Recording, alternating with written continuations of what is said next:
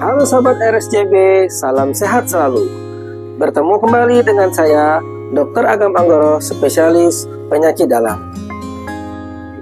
Pada tanggal 28 Juli tahun 2026, kita akan memperingati Hari Hepatitis Sedunia.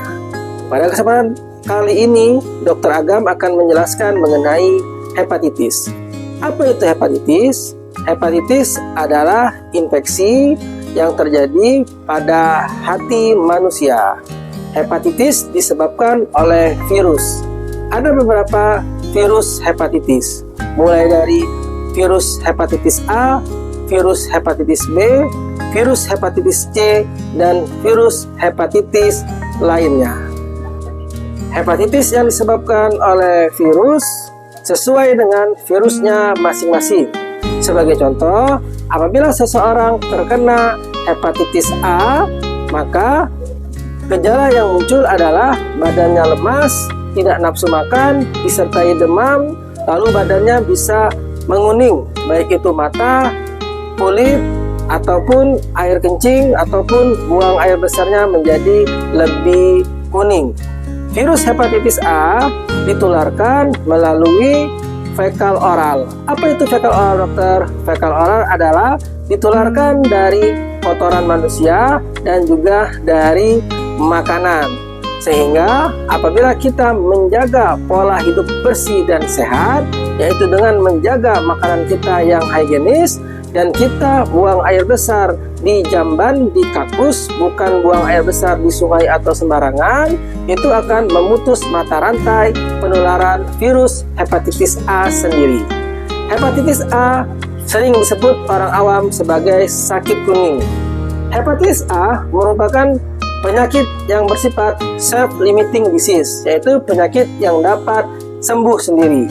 Hepatitis A cenderung tidak lebih berbahaya daripada hepatitis lainnya.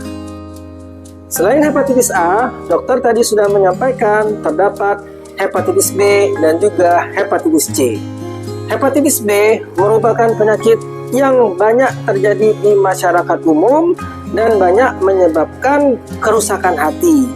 Hepatitis B dapat menyebabkan sirosis hati, yaitu hati mengecil, atau dapat menyebabkan kanker hati yang disebut sebagai hepatoma atau hepatoseluler karsinoma. Hepatitis B berbeda dengan hepatitis A.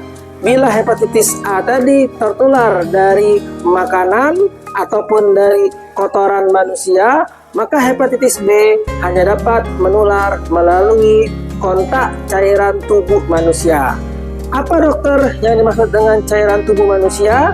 Cairan tubuh manusia yang dimaksud itu adalah yang pertama, darah, yang kedua adalah cairan sperma atau cairan kewanitaan.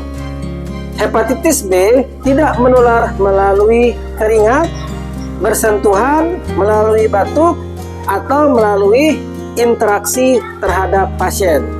Hepatitis B hanya menular melalui darah dan cairan tubuh sperma cairan wanita yang dokter jelaskan tadi. Sehingga apa? Apabila tidak ada kontak tersebut, maka hepatitis B tidak akan tertular kepada kita. Bagaimana hepatitis B dapat tertular? Hepatitis B dapat tertular dan menularkan. Tadi sudah dokter jelaskan melalui darah dan cairan tubuh. Maka bisa tertular dari ibu yang mengandung anak. Ibu yang positif hepatitis B bisa menularkan ke anak yang dikandungnya. Sehingga apabila ada ibu hamil dengan menderita hepatitis B, maka harus kontrol rutin ke dokter kandungan, ke dokter penyakit dalam, dan juga ke dokter anak ketika anaknya sudah lahir. Hepatitis B dapat menular melalui transfusi darah. Hepatitis B dapat menular dengan penggunaan jarum suntik bersamaan, biasanya pada orang-orang yang menggunakan narkoba. Lalu, hepatitis B juga bisa menular dari jarum tato. Hepatitis B juga bisa menular dari hubungan seksual. Sehingga apabila ada pasangan suami istri di mana satu orang menderita hepatitis B, maka pasangannya harus diperiksa.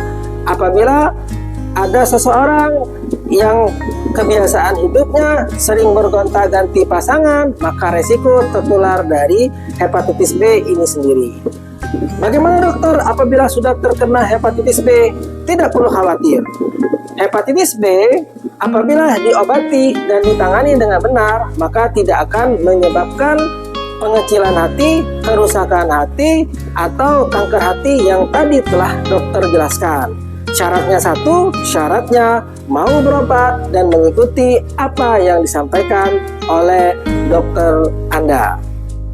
Hepatitis C lebih berbahaya daripada hepatitis B.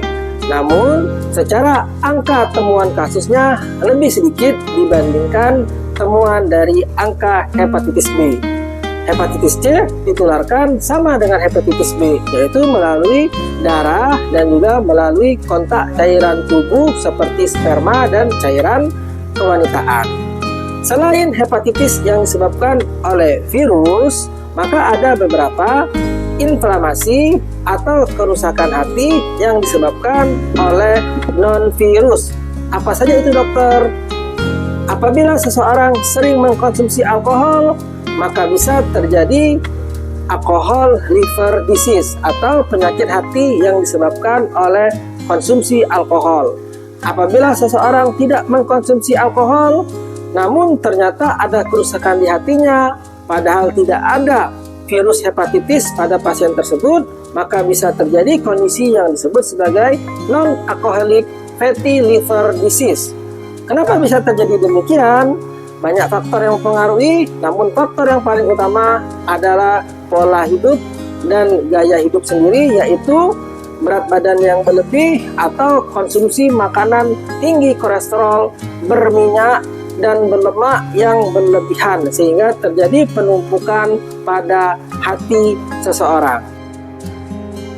Hati kita berada di perut kanan bagian bawah. Ini yang sering disebut sebagai liver, bukan hati yang ini. Hati liver ini merupakan organ yang sangat penting untuk tubuh manusia, karena liver hanya ada satu. Apabila liver rusak, maka tidak ada yang dapat menggantikan kerja dari hati manusia itu sendiri. Oleh karena itu, mari senantiasa kita jaga kesehatan hati kita dengan pola hidup yang sehat, menjaga makanan yang sehat, tidak minum alkohol, tidak berhubungan bebas, tidak menggunakan jarum suntik, menggunakan tato. Apabila para sobat sehat RSJB ada yang mengalami hepatitis atau ada keluarga yang mengalami hepatitis, maka jangan patah semangat. Hepatitis dapat diobati dengan benar dan tepat. Jangan malu berobat. Apabila sudah terkena sirosis hepatis atau sudah terkena hepatoselular sel karsinoma, maka itu yang belum ada obatnya sampai saat ini. Kami, keluarga besar Rumah Sakit Junjung Besau, Bangka Selatan, mengucapkan selamat Hari Hepatitis Sedunia pada tanggal 28 Juli tahun 2026. Salam sehat selalu untuk kita semua. Semoga kita senantiasa diberikan keberkahan. Assalamualaikum warahmatullahi wabarakatuh.